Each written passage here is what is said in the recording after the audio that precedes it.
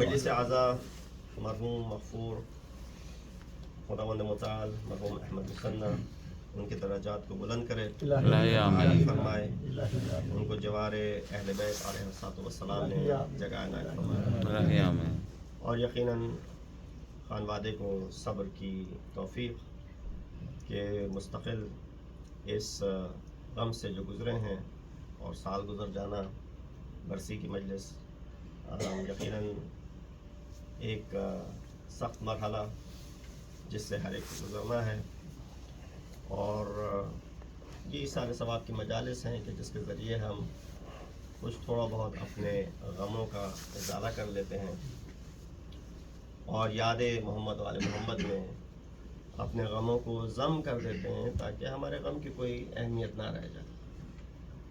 اسی حوالے سے میں سوچ رہا تھا کہ اس ایصال ثواب کی مجلس سے جس عنوان کو میں نے کلام اور جس آیت کو میں نے تلاوت کیا اور جس موضوع کے بارے میں گفتگو کروں، وہ ایسا موضوع ہو کہ جو روزمرہ کے مسائل میں ہمارے لیے سود مند ہو سکے۔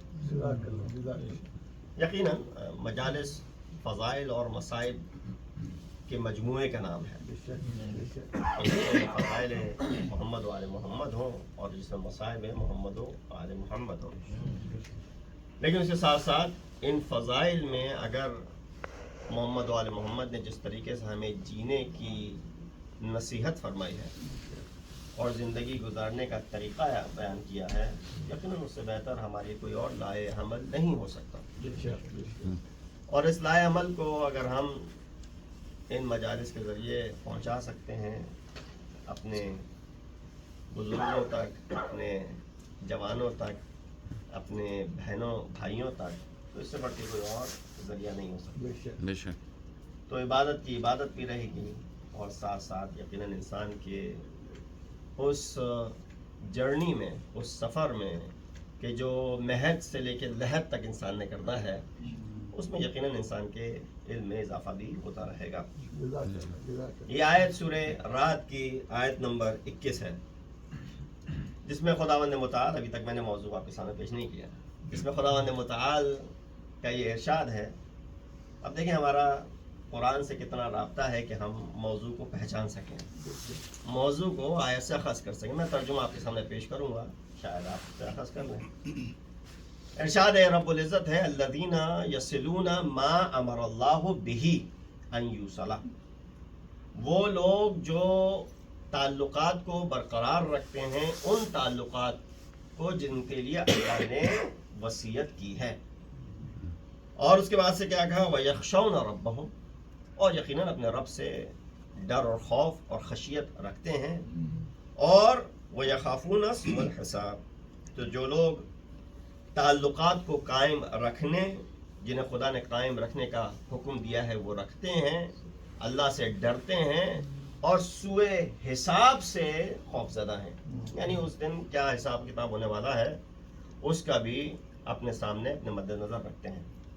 تو الذین یصلون ما امر اللہ بہ، اللہ نے جس چیز کو، جن تعلقات کو برقرار رکھنے کا حکم دیا ہے، وہ کون سے تعلقات ہیں؟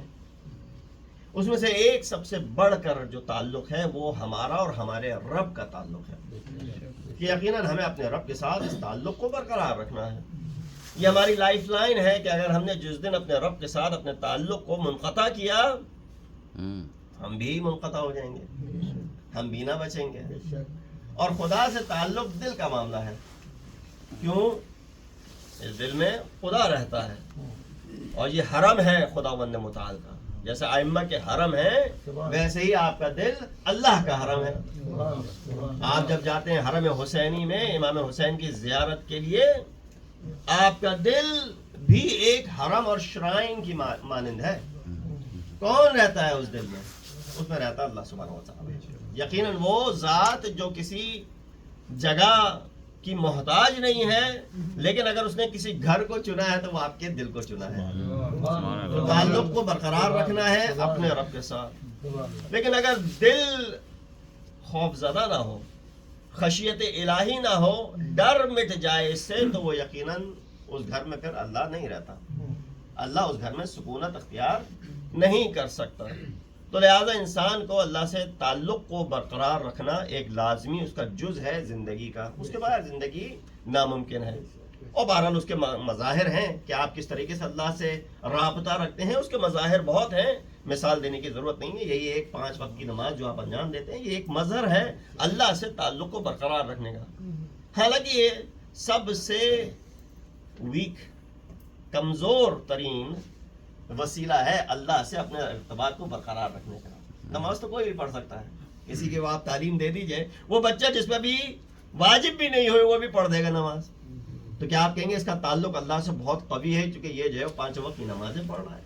کیا نہیں, یہ نماز پیمانہ نہیں ہو سکتی آپ کے اور آپ کے رب کے درمیان اس ربط کو, اس تعلق کو استوار کرنے کے لیے. تو یہ ایک ویک لنک ہے آپ کے اور آپ کے رب کے درمیان. اس سے بڑھ کے اور بھی لنکس ہیں کہ جس کو انسان کو ساتھ رکھنا پڑے گا, اور جیسے جیسے مجلس آگے بڑھے گی آپ ان اور مزید اسٹرانگر لنکس کو پہچانتے جائیں گے. تو یہ پہلا ربط ہو گیا. تعلق کس سے رکھنا ہے ہمیں؟ اپنے رب سے. لیکن اللہ نے اس آیت میں یہ نہیں کہا کہ کس سے تعلق رکھنا ہے, کہا الذین یصلون ما امر اللہ بہ, وہ لوگ جو تعلقات برقرار رکھتے ہیں جس کا اللہ نے ذکر کیا ہے, جس کا اللہ نے نصیحت کی ہے, جس کی اللہ نے نصیحت کی ہے. اب وہ کیا چیز ہے؟ سامنے کی چیز تو یہی ہے کہ ایک اللہ سے ربط ہونا چاہیے.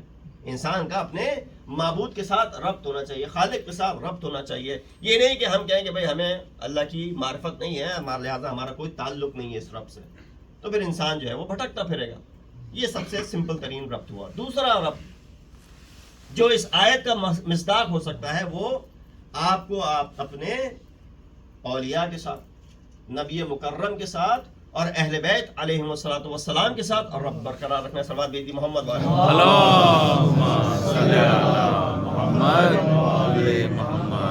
کہ ان کے ساتھ ربط ہوگا, تعلق ہوگا, ان سے آپ جڑیں گے, ان سے آپ کسی نہ کسی طرح کی خویشاوندی, فیملی میٹرز یا کوئی تعلق برقرار رکھیں گے, چاہے وہ سیادت کا تعلق ہو کہ آپ ان کی آل میں سے ہیں, چاہے اس دین کا تعلق ہو جس کو آپ مانتے اور جانتے اور پہچانتے, جس پہ عمل کرتے ہیں. آپ نے نبی کے ساتھ تعلق برقرار کر لیا. نبی کے ساتھ تعلق برقرار کرنا ہے اور اس کے بہت سے مظاہر ہیں. ایک مظہر اس میں سے یہ ہو سکتا ہے کہ آپ جب زیارت پہ جاتے ہیں, آپ حج اور عمرے پہ جاتے ہیں. حج اور عمرہ کیا ہے, یا زیارت ائمہ کیا ہے؟ کسی نے سوال کیا, آپ کیوں حج و عمرے پہ جاتے ہیں, آپ کیوں مدینے جاتے ہیں, آپ کیوں کربلا جاتے ہیں, آپ کیوں نجف جاتے ہیں؟ کہا ہم یہاں پہ بیٹھ کے بھی زیارت کر سکتے ہیں, زیارت نامے تو موجود ہے. السلام علیکم یا رسول اللہ, میں نے یہاں سے کہا, رسول تک سلام پہنچ گیا. وہاں جا کے یہ کام کرنے کی کیا ضرورت ہے؟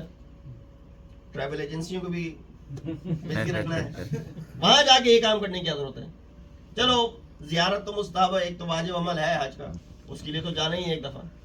کہا اگر ایک جملے میں اس کو سمرائز کر سکتے ہیں کہ ہم حج عمرہ زیارت پہ کیوں جاتے ہیں, تو وہ یہ ہو سکتا ہے کہ ہم اپنے تجدید عہد کے لیے وہاں جاتے ہیں, تاکہ وہ جو تعلق ہے ہمارا اس رب کے ساتھ, اس کے گھر پہ جا کے, اس کعبۃ اللہ پہ جا کے دوبارہ تجدید عہد کریں کہ ہم یہاں آئے ہیں, اس عہد کو جو معاہدہ کیا تھا نا تو اس کو دوبارہ تجدید کرنے کے لیے. یا نبی کی زری پہ جاتے ہیں تو وہاں پہ تجدید عہد کے لیے جاتے ہیں کہ جس نبوت کا ہم نے اقرار کیا تھا ہم اس کو دوبارہ سے رینیو کرنے آئے ہیں. یا جس زیارت پہ آپ کربلا اور نجف جاتے ہیں, امیر المؤمنین کی زری کو پکڑ کے آپ اس لیے جاتے ہیں کہ آپ تجدید عہد کرتے ہیں کہ وہ امامت جس کے ہم ماننے والے ہیں آج آئے ہیں دوبارہ اس امامت کو تجدید عہد کے لیے رینیو کرنے کے لیے آئے ہیں. کیونکہ جب تعلقات ہلکے دور ہوتے جاتے ہیں تو انسان آہستہ آہستہ بھولتا جاتا ہے.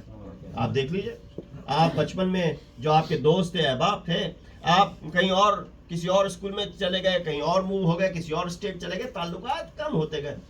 بھائی کبھی کبھی ملتے ہیں ان سے, کبھی کبھی ملاقات ہو جاتی ہے, اور آپ سب جو کہ مائگریٹ کر کے آئے ہیں, اکثریت بچوں کے علاوہ, ان کے اس شہر میں جہاں پہ آپ نے تعلیم حاصل کی, بچپن میں جہاں رہے تھے, وہاں کے کچھ دوست ہوں گے. ظاہر سی بات ہے سوشل میڈیا کی ورلڈ ہے تو ابھی بھی آپ ان سے تعلقات میں ہوں گے, لیکن وہ تعلق اتنا اسٹرانگ اور گہرا اور قوی نہیں رہا جتنا آپ کا اب ان لوگوں کے ساتھ تعلق بڑھ گیا ہے تو نئے تعلقات بڑھتے جاتے ہیں، نئے لوگ ملتے جاتے ہیں. اسی طرح ائمہ اطہار کے ساتھ بھی چونکہ ہم نے اس طریقے سے ان سے ملاقات نہیں کی ہے تو کبھی کبھی ہوتا ہے کہ ہمارا یہ تعلق جو ہے وہ ہلکا ہوتا جاتا ہے، ڈیمینش سا ہوتا جاتا ہے، اس کو رینیول کی ضرورت ہوتی ہے. تو آپ کیا کرتے ہیں، آپ جاتے ہیں ان کی زری کو پکڑ کے اس رینیول کو آپ دوبارہ تجدید عہد کر لیتے ہیں. تو اللہ نے کہا مجھ سے رابطہ رکھو، میرے رسول سے رابطہ رکھو، میرے ائمہ جن کو میں نے تمہارے لیے ہدایت کے لیے بھیجا ہے ان کے ساتھ تعلق رکھو.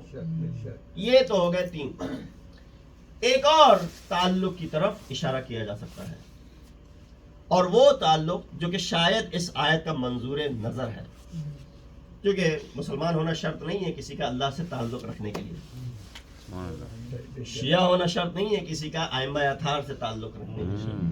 بہت سے ہندو ہیں کہ جو ائمہ اطہار سے محبت کا اظہار کرتے ہیں. ایک تعلق ہے نا، محبت کا اظہار کرنا. کسی نے شاعری لکھ دی، کسی نے نظم لکھ دی، کسی نے منقبت لکھ دی، چاہے وہ ماننے والا نہ ہو لیکن اس نے کیا ہوا، ایک تعلق برقرار کر لیا. یہی وجہ ہے جب ایک شخص کو جہنم میں ڈال دیا گیا تھا اس کے اعمال کی وجہ سے، تو وہاں سے گزر ہوا جب رسول اللہ کا تو اس شخص نے پکارا کہ اے رسول اللہ اغثنی، میری مدد کیجئے. رسول اللہ نے توجہ نہ کی تو جہنم میں اللہ نے تجھے ڈالا ہے. پھر امیر المؤمنین کو اس نے پکارا، یا امیر المؤمنین اغثنی، امام نے بھی اس کی طرف توجہ نہیں کی. پھر اس نے امام حسین کو پکارا، یا ابا عبداللہ اغثنی انا حامیک وانا قاتل عدوک، اے حسین آپ میری مدد کیجئے کیونکہ میں آپ کے دشمنوں کے قاتلوں میں سے ہوں. تو رسول اللہ نے امام حسین سے کیا کہا، خود نہیں مدد کی، علی نے نہیں مدد کی، کہا اے حسین تم اس کی مدد کرو، چونکہ اس نے ایک تعلق برقرار کیا، اس نے وسیلہ ڈھونڈا، کہا میں نے چونکہ یہ کیا تھا آپ کے لیے تو آپ میری جو ہے وہ استغاثہ سنیے اور آپ میری مدد کیجیے. روایت میں ملتا ہے کہ امام حسین نے اس کی شفاعت کی اور اس کو جہنم سے نکال لیا اور وہ جنت کے اعلیٰ ترین درجوں پہ فائز ہو گیا حسین کی شفاعت کی وجہ سے. یہ صرف مثال اس لیے دی کہ کیونکہ ایک تعلق تھا اس شخص کا، بھلے سے شاید وہ عاصی رہا ہو لیکن چونکہ حسین سے کوئی تعلق مل گیا تو وہ اس کی شفاعت کا باعث بن گیا. اس کے علاوہ چوتھا تعلق کیا ہو سکتا ہے؟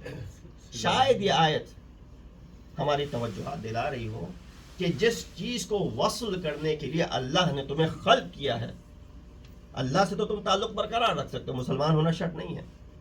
نبی اور ائمہ سے تو تم تعلق برقرار رکھ سکتے ہو، شیعہ ہونا شرط نہیں ہے. تعلق جو ایک تم کو برقرار رکھنا ہے وہ اپنے گھر والوں کے ساتھ ہے، وہ اپنے خیشاوند فیملی کے ساتھ ہے، اس تعلق کو برقرار رکھنا.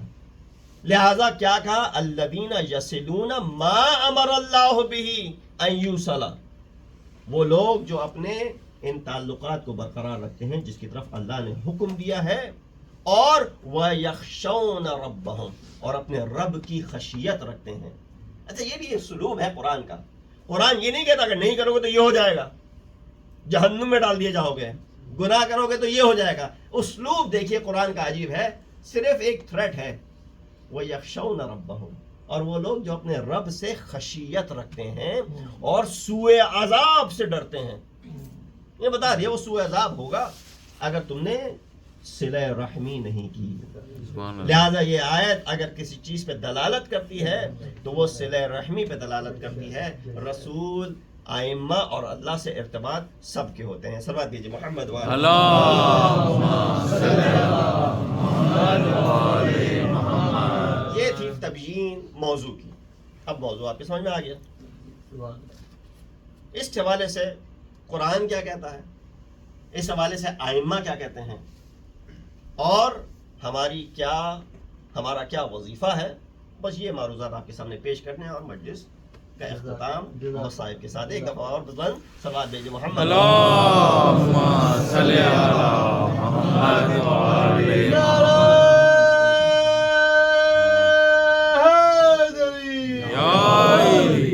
قرآن میں کئی مرتبہ کسی میثاق کا تذکرہ کیا گیا ہے، وعدہ. جب تم وعدہ کرو تو وعدہ خلافی مت کرو. آپ بھی کسی سے وعدہ کرتے ہیں کہ بھئی میں آپ کے گھر آؤں گا، اور اگر کوئی عذر نہ ہو اس کے بغیر آپ نہ آئے تو یہ وعدہ خلافی ہوئی. آپ نے حتیٰ بچوں سے وعدہ کیا کہ بھئی میں تمہیں یہ چیز لے کے دوں گا. اول تو ایسی چیز کا وعدہ نہ کریں جو آپ لے کے نہیں دے سکتے. کیوں؟ اس بچے کے ذہن میں تو اس کی قیمت کا کوئی معیار نہیں ہے نا. آپ اگر بچے سے یہ بھی کہہ دیں کہ مثلا میں تمہیں جو ہے وہ امپائر اسٹیٹ بلڈنگ خرید کے دے دوں گا، وہ سمجھے گا کہ باپ خرید کے دے سکتا ہے.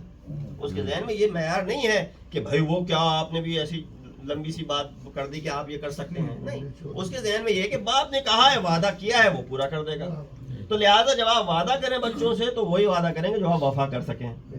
وعدہ خلافی اگر بچپن سے ڈال دی ان کے دلوں میں تو پھر وہ بھی وعدہ خلاف بنیں گے. اور اگر باپ کے ساتھ وعدہ خلافی ہو گئی، باپ نے کوئی وعدہ کیا اور پورا نہیں کیا، تو وہ اس کے ذہن میں یہ بھی بیٹھ جائے گا یہ اکثر وعدے کرتے ہیں اور اس کو پورا نہیں کرتے، تو لہٰذا ان کی بات پہ توجہ مت دیو. تو یہ ساری تربیت کے نکات ہیں. تو جب بھی آپ کوئی وعدہ کرتے ہیں کسی سے تو آپ کیا کرتے ہیں؟ دنیا کا قانون یہ ہے، آپ کو اسلام بتانے کی ضرورت نہیں ہے کہ اسلام یہ کہتا ہے کہ وعدوں کو پورا کرو. نہیں، ایک عقلی تقاضا یہ ہے کہ میں نے اگر آپ سے وعدہ کیا ہے کہ میں آپ کے پاس آؤں گا یا میں آپ کو یہ کام کر کے دوں گا یا یہ میرے ذمے ہے، تو آپ اس کو ایکسپیکٹ کرتے ہیں کہ یہ شخص جو ہے وہ یہ کام انجام دے گا. نہ کرنا کیا کہلائے گا؟ وعدہ خلافی کرائے گی. تو جب ہم اور آپ عام لوگوں سے وعدہ کر کے خلافی نہیں کرتے تو کیا جائز ہے کہ انسان اللہ سے وعدہ کرے اور اس کی خلافی کرے؟ رسول سے وعدہ کرے اور اس کے خلاف جائے، ائمہ سے وعدہ کرے اور اس کے خلاف جائے. میں نے آپ سے وعدہ کیا تھا، توڑ دیا، آپ نے معاف بھی کر دیا مجھ کو، کوئی بات نہیں مولانا، ہوتا ہے، چلتا ہے، ایسے ہوتے ہیں، کوئی مسئلہ نہیں ہے. کوئی میں نے عذر پیش کر دیا، تو تھا بھی نہیں، پھر بھی میں نے کوئی عذر پیش کر دیا اور آپ نے بھی اس کو قبول کر لیا. دنیا کا یہی قانون ہے. لیکن اگر آپ نے اللہ سے کوئی وعدہ کیا ہے، آپ نے ائمہ سے کوئی وعدہ کیا ہے، تو اس کی وعدہ خلافی اگر آپ کریں گے تو کیا ہوگا اس کا حشر. تو فرمایا اس کو قرآن کی آیت میں، سورہ رعد کی 25ویں آیت میں اس بات کی دلالت پیش کر دی. کیا کہتا ہے اللہ؟ والذین ینقضون عہد اللہ من بعد میثاقہ، وہ لوگ جو اللہ سے کیے گئے وعدوں کو ینقضون، نقض کر دیتے ہیں، یعنی توڑ دیتے ہیں، وعدہ خلافی کرتے ہیں. ویقطعون ما امر اللہ بہ، اور منقطع کر دیتے ہیں ان تعلقات کو جس کی اللہ نے ان کے اوپر حکم دیا ہے، جس پہ ان کو مامور کیا ہے. ان یوصلا ویفسدون فی الارض. قرآن کا اسلوب ایک اور آ گیا یہاں پہ. وہ کیا ہے؟ اللہ نے ڈائریکٹ یہ نہیں کہا کہ وہ لوگ جو وعدہ خلافی کرتے ہیں اس امر کے بارے میں. اللہ نے پہلے سب سے امپورٹنٹ ترین چیز کا تذکرہ کر دیا کہ کیا تم تصور کر سکتے ہو مجھ سے وعدہ خلافی کا؟ نہیں کر سکتے. ہاں، اب اگلی بات کر دی کہ وہ لوگ جو یقطعون ما امر اللہ بہ، جس طریقے سے میرے خلاف تم وعدہ خلافی نہیں کر سکتے، میرے ساتھ وعدہ خلافی نہیں کر سکتے، اس طریقے سے تم تعلقات کو بھی نہیں نقص کر سکتے. اس کی مثال سامنے دے دوں آپ کو. آپ نے اکثر یہ آیت سنی ہے اس سال ثواب کی مجلس میں. اتفاق سے آنے سے پہلے میں بھی سوچ رہا تھا شاید اسی آیت پہ پڑھوں گا، لیکن تبدیلی آئی دماغ میں کہ سورہ بنی اسرائیل کی 23ویں آیت ہے، مشہور و معروف. کیا ہے؟ اللہ سبحانہ تعالیٰ کہتا ہے کہ اللہ نے آپ کو حکم یہ دیا ہے کہ آپ لا تعبدوا الا ایاہ وبالوالدین احسانا. یہ آیت ہے نا قرآن سورہ بنی اسرائیل کی کہ اللہ تم کو یہ وقضا ربک ان لا تعبدوا الا ایاہ، اللہ کا یہ حکم ہے کہ تم کسی کی عبادت نہ کرو سوائے اللہ کے. اس کے فوراً بعد کس چیز کا تذکرہ کیا؟ وہ بالوالدین احسان، اور والدین کے ساتھ احسان سے پیش آؤ. قرآن کا اسلوب. قرآن کیا کہہ رہا ہے؟ کیوں ربط ہے ان دونوں چیزوں میں؟ کہاں اللہ اپنی عبادت کا تذکرہ کر رہا ہے